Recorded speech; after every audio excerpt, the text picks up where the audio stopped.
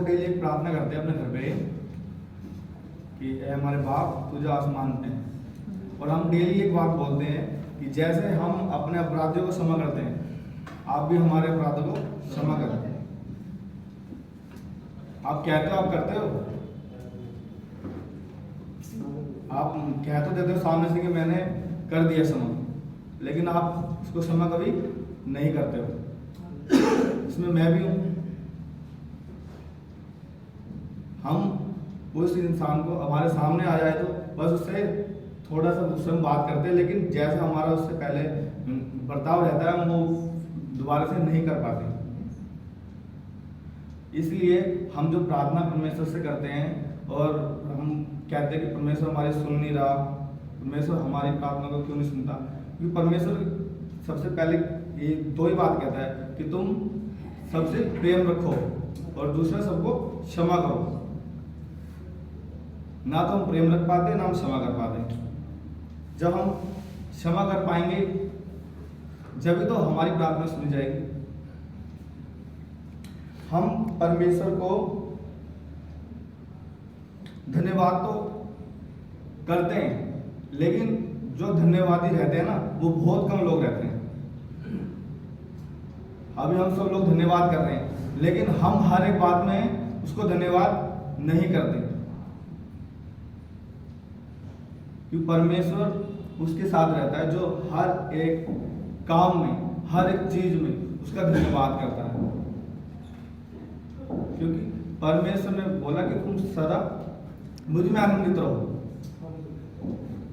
लेकिन हम सिर्फ जहां हमें लगता है वहां बोलते हैं, जहां नहीं लगता नहीं बोलते। हम अपने हिसाब से चलते हैं।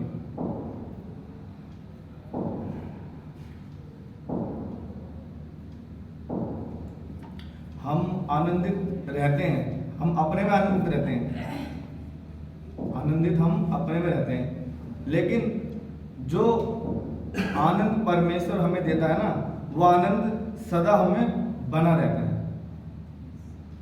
हमारा आनंद थोड़े वक्त का है, हम कहीं जाएंगे, हमने एंजॉय करा, फिर उसके बाद हम फिर वही पुरानी बातें। लेकिन जो परमेश्वर हमें देता है वो आनंद, ना तो उसमें वो दुख मिला था, वो आनंद हमारे अंदर बना रहता है। हम हर एक इंसान के सामने या किसी के भी सामने हम वैसे ही रहेंगे, जैसे हम घर पे हैं वैसे ही हम उसके सामने भी रहेंगे। हम घर पे कुछ रहते हैं और सामने कुछ रहते हैं। परमेश्वर इस चीज को पसंद नहीं करता। जब तक हम किसी को क्षमा करना नहीं हमको आएगा, जब तक हम क्षमा नहीं करेंगे, जब तक परमेश्वर भी हमको क्षमा नहीं करेगा। जब परमेश्वर हमारे पापों को, हमारे अपराधों को हर दिन क्षमा करता है, हम इतनी बड़ी बड़ी गलतियां करते हैं, हम एक दूसरे को हम बाहर से जानते हैं, अंदर से कोई किसी को नहीं जानता, लेकिन परमेश्वर हमारे अंदर से हमें जानता है। हम एक वचन निकालेंगे मत्ती 6:14।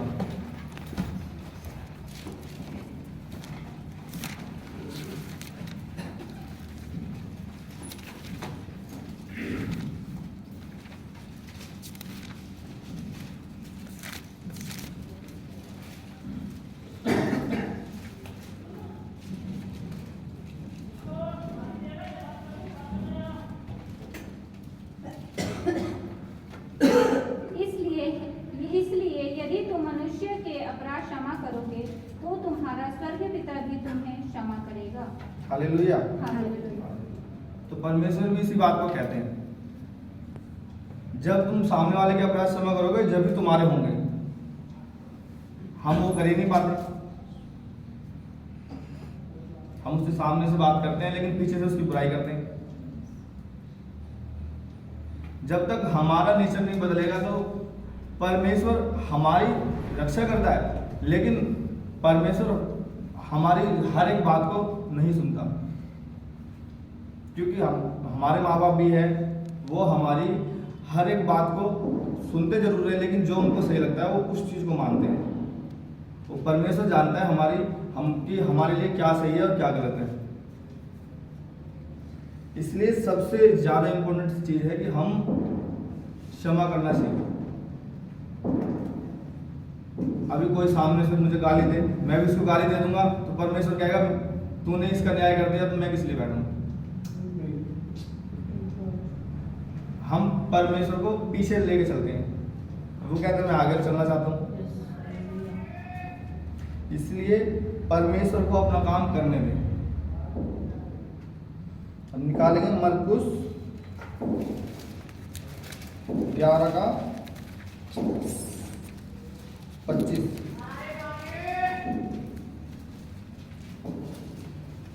Page number 70।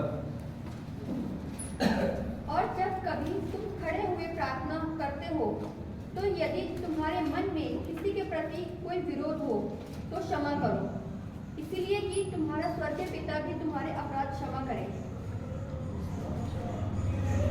ये इसमें भी परमेश्वर यही कह रहा है। अभी हम प्रार्थना कर रहे हैं, हमारे मन में घूम रही है बातें, उसने मेरे साथ ऐसे कर दिया, परमेश्वर उसको मार दे। परमेश्वर तो कह रहा है क्षमा करो, हम कह रहे हैं नहीं, परमेश्वर नहीं, मैं क्षमा नहीं कर सकता, और कुछ करवाना करवा लो, ना मैं प्रेम कर सकता ना मैं क्षमा कर सकता। बाकी पैसा देना है पैसा दे सकता हूँ, आपका कुछ और काम करना वो कर सकता हूँ, लेकिन ये दो काम नहीं कर सकता। और जो हम नहीं कर सकते ना वही परमेश्वर हमसे कराता है। अब भैया ने मेरे को बोला है प्रचार करना है, मैं कहा भैया मैं तो कर ही नहीं सकता, मेरे से नहीं होगा। कह रहे नहीं कर लोगे। फिर रात को परमेश्वर ने अपना आप ही मुझे वचन दिए, और कुछ वचन मैंने पढ़े तो मुझे मिले, क्योंकि जब तक हम पढ़ेंगे नहीं तब तक हमें पता कैसे चलेगा। तो परमेश्वर यही चीज हमेशा हमेशा एक ही बात सिखाता है कि तुम प्रेम और क्षमा करना सीखो। यही परमेश्वर की सबसे बड़ी आज्ञा है।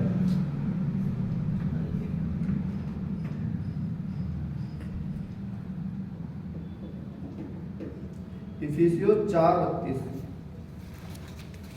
268।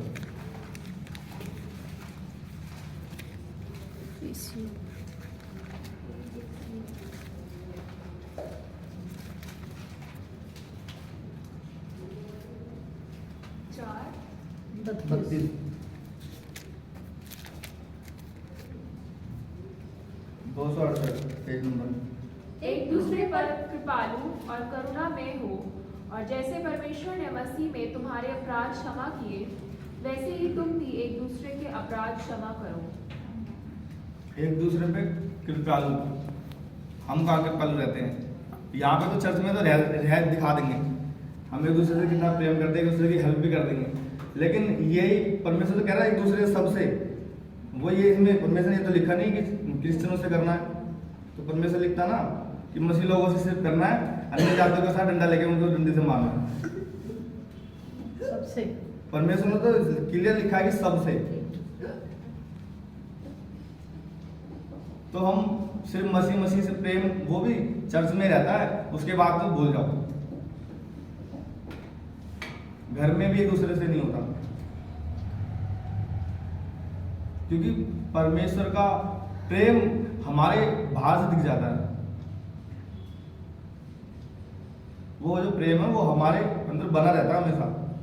ये नहीं कि वो हम चर्च में बना रहेगा, क्योंकि परमेश्वर ने तो कहा मैं तेरे आगे आगे होके चलूंगा। तो आगे आगे होके जब भी तो चलेगा वो, जब हम सब पे कृपालु होंगे, सिर्फ अपने लोगों पे नहीं।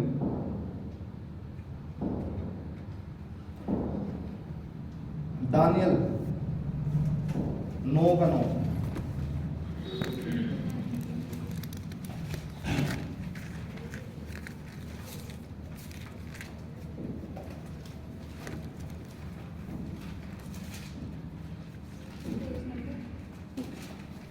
एक 1045।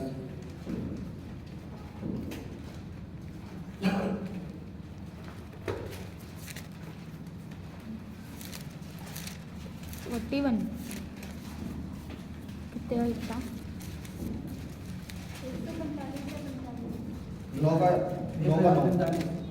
1045। परंतु जब भी हम अपने परमेश्वर प्रभु से फिर गए तो भी तू दया सागर और क्षमा की खान है। हम फिर भी जाते हैं, हम सारे गलत काम कर लेते हैं, फिर भी परमेश्वर हमें कह रहा है कि फिर भी दया कर रहा है। और किसी ने कोई गलती कर दी या मैंने कोई गलती कर दी या आपने कर दी, तो मैं भैया जान दो उसको, इससे बोलना ही नहीं है। परमेश्वर तो हम पे फिर भी दया कर रहा है। हम इतने पाप कर रहे हैं, हम मसीह में होने के बाद ही पाप करते हैं। ये नॉर्मली है, इंसान के इसको स्वभाव में ही है, मनुष्य के स्वभाव में ही है। लेकिन जब यीशु मसीह का स्वभाव आ जाएगा ना, तो पाप नहीं रहेगा, पाप चला जाएगा। तो हमें हमारा स्वभाव यीशु मसीह का स्वभाव होना चाहिए। लेकिन यीशु मसीह को तो हम सिर्फ चर्च में रखते हैं, बाकी टाइम पीछे रखते हैं या रखते ही नहीं। लेकिन परमेश्वर तो ये कह रहा है कि मैं जब तुम्हारी हर एक पल जितनी तुम गलतियां करते हो, जब भी मैं तुम्हें क्षमा कर रहा हूं, लेकिन तुम क्यों नहीं कर पा रहे? क्योंकि तुम्हारा स्वभाव, मेरा स्वभाव, तुम्हारा सोचना और मेरा सोचना अलग है।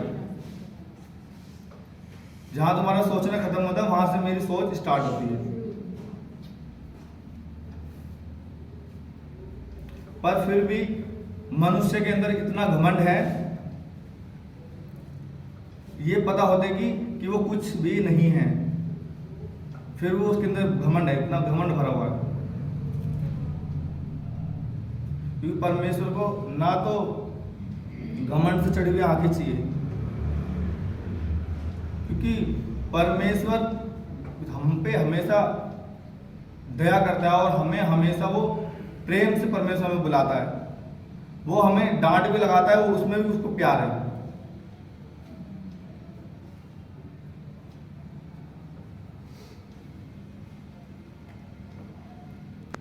कहते हैं ना,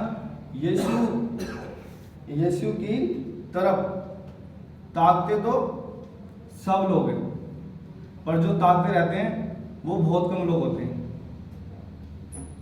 सब यीशु की तरफ ताकते हैं, लेकिन जो हर एक पल उसको ताकते हैं वो बहुत कम लोग हैं। और जो उसको हर एक पल ताकते रहते हैं ना, उनको ना कितनी भी कोई भी विपत्ति आ जाए, कुछ भी हो जाए, वो फिर भी अपने विश्वास से वो कभी भी डगमगाएंगे नहीं। हमें ताकना नहीं है, ताकते रहना है हर एक पल। हम मनुष्य में भरोसा रखेंगे तो हमें निराशा मिलेगी, लेकिन परमेश्वर पे जब हम भरोसा रखेंगे ना, परमेश्वर हमारा जो सबर है ना उसको देखता है, वो कितना बना रहता है। हम परमेश्वर को सिर्फ 2 घंटे संडे को देते हैं, बाकी घर पे तो कोई 5 मिनट देता है, कोई 10 मिनट देता है, सबका यही है। बहुत कम लोग होते हैं जो परमेश्वर को वक्त देते हैं। परमेश्वर हमेशा हमारे साथ में हमसे कहता है कि मैं तेरे लिए हमेशा तैयार हूं, तू मेरे से बात कर। वो हर एक पल, वो हर समय हमसे बात करने के लिए तैयार रहता है। कहता मेरे आगे रख तो दो अपनी बात, तो दुनिया में घूम रहा है, दुनिया को तू सुना रहा है अपनी बातें, मेरा ये हो गया, मेरा वो हो गया, लेकिन तुम मेरे आगे क्यों नहीं अपनी बात रखना? परमेश्वर सिर्फ एक ही चीज चाहता है मनुष्य से, कि वो अपने मन की बात उसके आगे रखें। वो जानता है हमारी, लेकिन वो कहता है कि तुम रखो। अब जब तक हम अपने माँ बाप से कुछ मांगेंगे नहीं, तो उनको पता है कि उसको ये चीज चाहिए, लेकिन वो ये कहते हैं ना, मांगो, मांगना तो पड़ेगा ना। हम मांगते ही नहीं है, कहते नहीं, घमंड है हमारे अंदर, हम दुनिया से मांग लेंगे पर तुमसे नहीं मांगेंगे। यही चीज तो परमेश्वर को पसंद नहीं है, और हम इसी चीज को हम इग्नोर करके चलते हैं। हम अपने तरीके से चलना चाहते हैं, हम परमेश्वर के तरीके से चलना ही नहीं चाहते।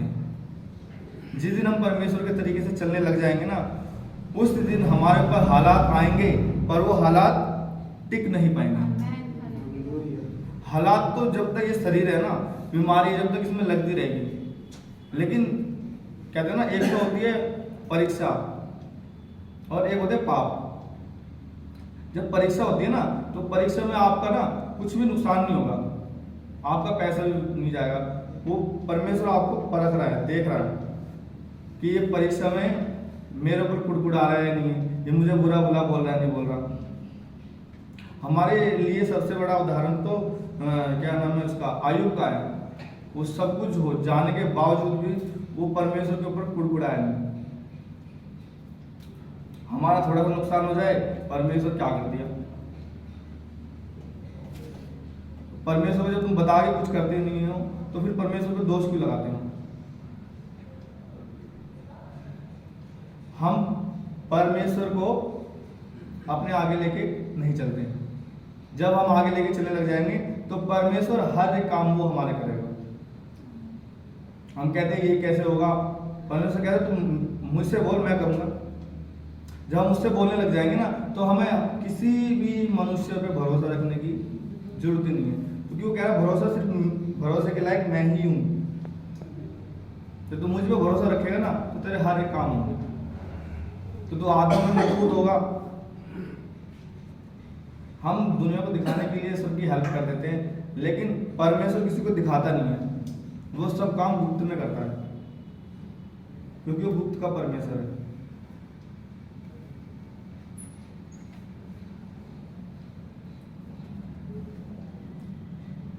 मीका 7:18।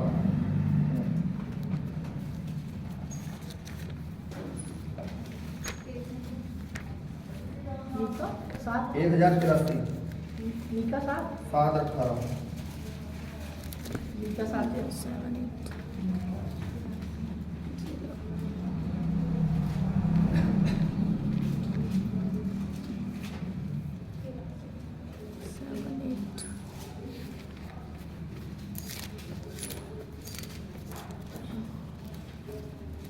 कितना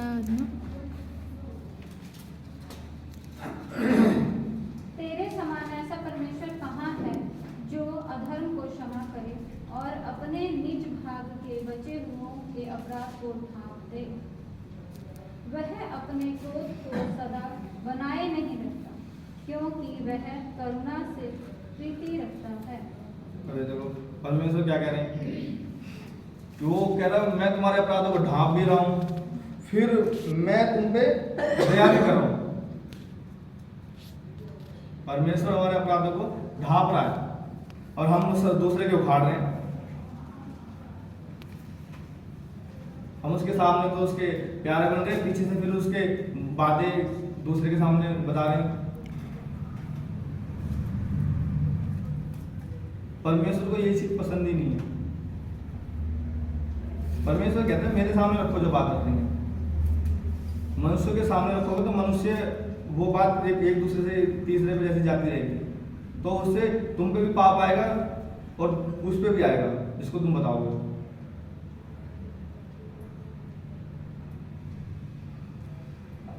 परमेश्वर हम पे दया कर रहा है, वो हमारे अधर्मों को वो जो हम माफ कर रहा है, तो हम क्यों नहीं कर सकते।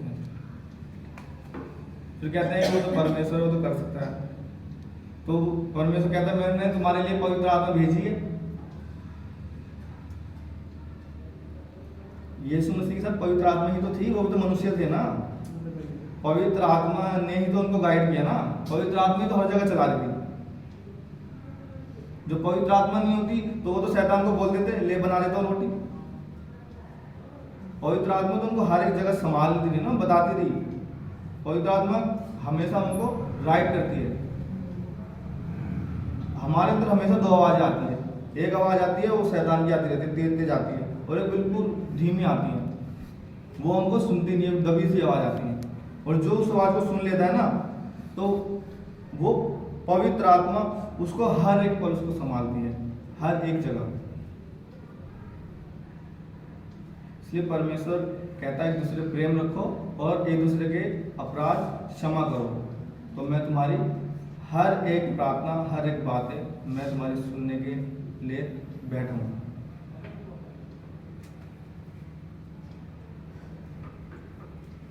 ये एक लास्ट वचन और पढ़ेंगे, यशाया 1:18।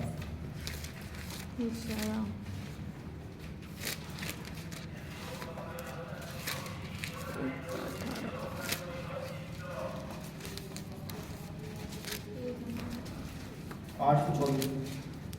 यहोवा कहता है, आओ हम आपस में वाद विवाद करें। तुम्हारे पाप चाहे लाल रंग के हो तो भी वह हिम के समान उजले हो जाएंगे, और चाहे अर्धवानी रंग के हो तो भी वह ऊन के समान श्वेत हो जाएंगे। बताओ, परमेश्वर कह रहा है तुम वाद विवाद तो करो मेरे से। तुम्हारे कितने भी पाप हो, कैसे भी हो, तुम उनको मैं उनके समान सफेद कर दूं।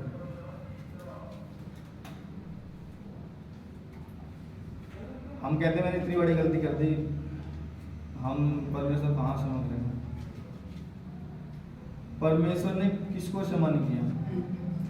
वो जो डाकू उनके साथ था, वो तो उसको जानते भी नहीं थे, वो तो डाकू था, उसको क्षमा कर दिया। वो 12 साल से लहू बहते थे, उसको क्षमा कर दिया। वो इतना पाप करती लेडीज, उसको क्षमा कर दिया।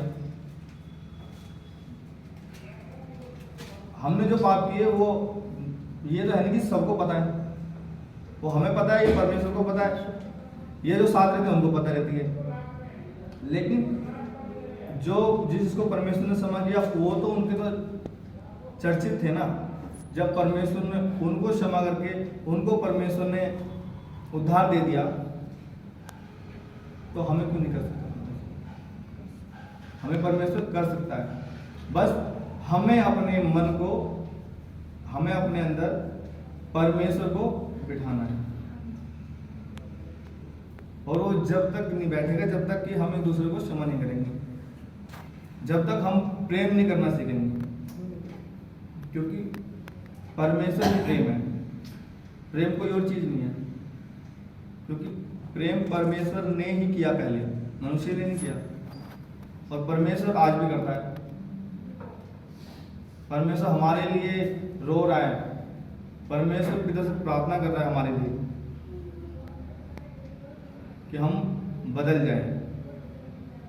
अब यीशु मसीह एक बार बलिदान हो गया, अब नहीं होना, अब तो हमारा ही होना है। अब हम सोचे कि फिर से यीशु मसीह हमारे लिए बलिदान होने आएगा, तो वो नहीं आएगा, वो तो अब आ गया और चला गया। अब तो हमें अपनी आदतों का बलिदान करना पड़ेगा, हमें अपने कामों का, हमें जो यीशु मसीह का प्रेम है वो प्रेम अपने अंदर लेके चलना पड़ेगा। जब परमेश्वर हमारी हर एक प्रार्थना को और हर एक हमारी बातों को परमेश्वर सुनेगा। क्या भैया?